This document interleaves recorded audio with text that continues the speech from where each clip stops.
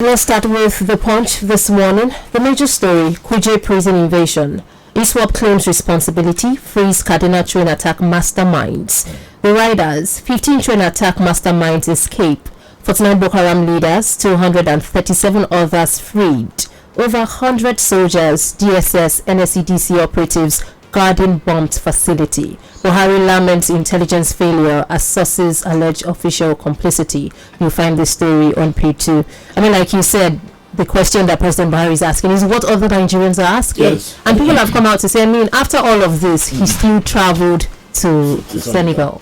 Oh, his handlers are saying that he needed to travel to show his statement to the terrorists too, that you cannot hold us by the jugular. You cannot stop government. Government will have to continue.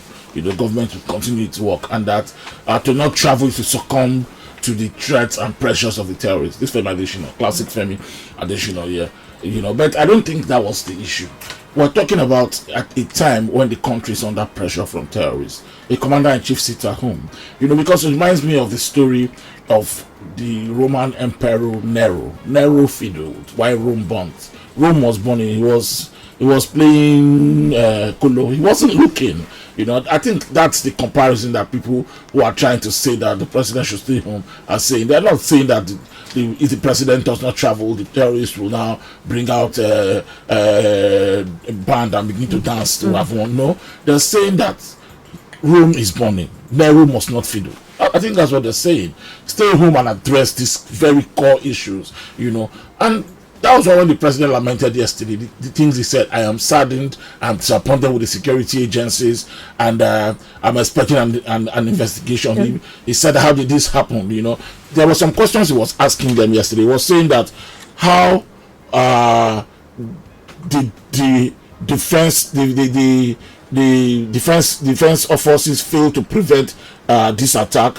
How many inmates were in the facility? How many can you account for? How many personnel did you have on duty? How many of them were armed? Were there guards on the watchtower? Where did they go? What did they do? Does the CCTV work? These are questions he's asking. But instead of these questions, I think the president should have gone back to Aso Rock, convene a meeting of his National Security Council, look at how bad this attack was on the image of the country, and begin to sack some people. Immediately, that was what he was supposed to do. The Interior Minister was nowhere to be found, Ralph Aregbesola, because I saw it was the PalmSec in the Ministry of Interior that was conducting the president around the prison facility. The minister was completely absent from this. Equally has to go to, where are you? At a time like this, he needs to explain where he was, and if the explanations are not fine, then you need to drop him from the cabinet. Wielding a big stick, the way Lazarus Chakwera, the president of Malawi, is doing with his people. The vice president stole money. He took, because constitutionally can't sack him. He took him from all his duties, stripped him from his duties, and turned him to a lame duck VP to just sit in the house. The ministers that were involved in COVID corruption, all of them, he was sacking them, naming them and shaming them. I think this is how to lead from the front. Not all of these questions the president was not asking Nigerians yesterday. What happened with with this Kuje attack? I think, apart from the ISWAP taking responsibility and posting a video to say it, or maybe it's not, is that terrorists have now tested the will of the Nigerian state and have found the Nigerian state helpless. This is what I think is happening. They have found the state wanting in its capacity to even help itself and defend its citizens. So the terrorists are indeed jubilating. Whether President Buhari goes to Senegal or did not go to Senegal, I think that the terrorists have claimed a victory, a kind of victory. And I don't think it's pirate victory for them now, because they have been able to free 64 high-profile terror suspects, convicted and non-convicted, from the cell. How that operations happened, I've read the opinions of insiders, people who were in the prison when this happened, and I knew that it was coordinated. Does it have official complicity? I don't know yet. I can't sit here and assume that. But the questions about how fortified that place is, baffles me as to how the terrorists succeeded. The place was heavily fortified. Around the Kuje area, if you know that area very well, just after Kuje is 𝐒𝐏𝐈𝐑𝐀, there's an army base there. I think it's a FOB, a forward operating base of the 176 Special Guards Battalion. I was going to Lokoja one day from Abuja Airport by road to Lokoja. Once you pass that 𝐒𝐏𝐈𝐑𝐀, you know that this is an army base, proper army base. The security formations before you pass is about 4. before. Soldiers, fierce-looking soldiers in balaclavas are checking you out as you begin to move into Lokoja. Where were they when this happened? I heard there were 100 prison guards. They all vanished when the terrorists took over. The report by the FIJ this morning said the terrorists, when they arrived at the prison, took them 15 minutes to bomb all the gates out. Entrance and exit. They finished it, and then they walked in. They had a 15-minute Quranic recitation. And then they now identified their people, freed them, and the rest they were giving transport to. Come on, go, come on. They emptied out the prisons. At this time, there was no security. They attempted to hit the cell of 𝐈𝐍𝐒𝐈𝐑𝐀𝐓𝐈𝐍. It was unsuccessful because that one was well fortified. It was a Red Cross that built that particular cell, so the gates are very well entrenched. So they couldn't hit it. Mr. 𝐈𝐍𝐒𝐈𝐑𝐀 went down that bed. Was already hiding. That was how they didn't take him. Otherwise, they were going for him too, because they knew that he also arrested some of their members. And then we're hearing now in the papers today, the Punch is reporting that 15 high-profile terrorists, the ones that the abductors of Kaduna passenger is saying that released for us, they were part of those that ran away. So when you hear the word official complicity, you now begin to have double mind. Some people are saying that maybe the government will not want to release our 15. This is the strategy. I really doubt that the government will be involved in this kind of things. But this is an embarrassment to the nation, an attack that that not just disappoints ordinary Nigerians, but also disappoints the security architecture. The question people keep asking Mr. President, and I'd like to ask him too, is what does your national security advisor tell you? Because we copy our presidential system from that of the United States. We hear every day that the NSA is the most important person to the president. Every morning, the NSA briefs the president. Before anybody, even before his wife sees him, the NSA has done the proper security briefing of the state of the nation to the president. This NSA Mongono, does it do this for this president? I keep wondering, because if he does, what does he really tell him? Because we're hearing that for Kuje, there was already a premonition. The DSS had warned that because they have moved high-profile prisoners 3 weeks ago to Kuje, there's a potential that he might be attacked. Doesn't the NSA have this information? Does it not know that there's a prison break of this mad visit at Kuje, 47 kilometers to Aso Rock, that it has become a national scandal?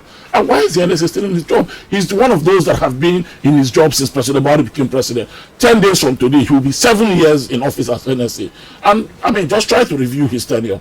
It's been one problem over the other. Maybe there needs for a change. A new life, somebody who tells the president more important security information and how to deal with them. Because this government so far has been showing that everything they do is to react. There's no proactive action to ensure that things don't happen.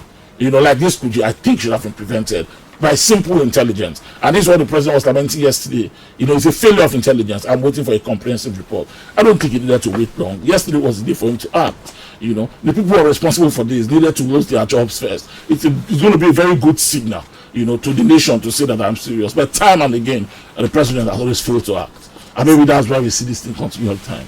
So security experts have said, that place is just deserted. There were trees. If you're coming from the back, you see trees, and it means that even security officials cannot see, those coming in. Like you said, it's the most fortified prison in Nigeria, basically. One of the most, it's the middle security prison. And the question I ask, if you have high-profile terrorists, people who bombed Badala, people who did Nyanya bombings, why keep them in the medium security prison? Why not the proper maximum security prison with heavy, because maybe it's not real life, but you see how the United States separates the prisoners in Guantanamo. Some of these are real life stories. You don't keep people together in detention. High profile, they don't see each other, they must not talk. But these ones, once they came, according to reports we're hearing, they were calling the names of their people, and they were all together. They went for their cells and broke them out. I don't want to say our country is still backward and third world, but our security operators, indeed, they go for foreign training now. They must understand how these things work. So that even if they come, you don't take all of them. Because they're so separated that you probably take 2 or 3. You can't take all 64. Bashir Madashi, defense minister, yesterday was the one who exposed this. We can't find anyone. He's confessed. 64, yes, 64. We can't find anyone. And now they say recover 300 people. Those are people who don't have anywhere to go. A proper terrorist who have escaped prison, you can never find him. It's simple now. They just mix it to the general population, they are gone. Before you wake up, they're already gone. So all those ones that say recover prisoners who just escape, I say, the prison is better. And probably walk back to the jail. You know, I don't think the high-profile terrorist who was the aim of this attack by ISWAP, or maybe not ISWAP, I don't think that they will catch one. They're gone already. These guys are well trained in this dark arts of escaping. So the moment they got them out of prison, I'm sure that's the end.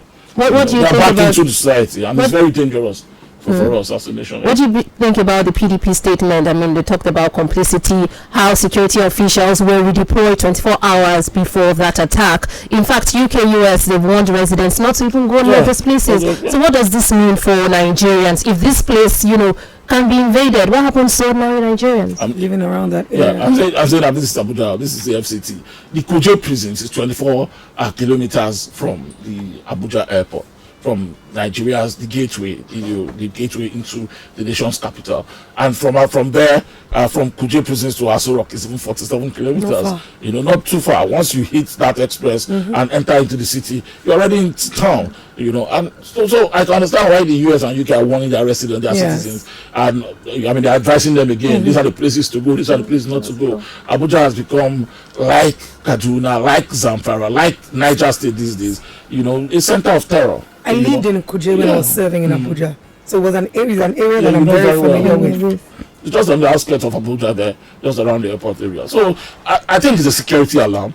And right now I know that there will be big efforts to try to tighten the city, but this has already been done. I think that proactive security is the best way to go. And that is what I expect of the people who run our security systems. You know, people who think in that architecture, that security architecture, that all their efforts should be towards preventing things like this from happening. Because once it happens, it exposes you.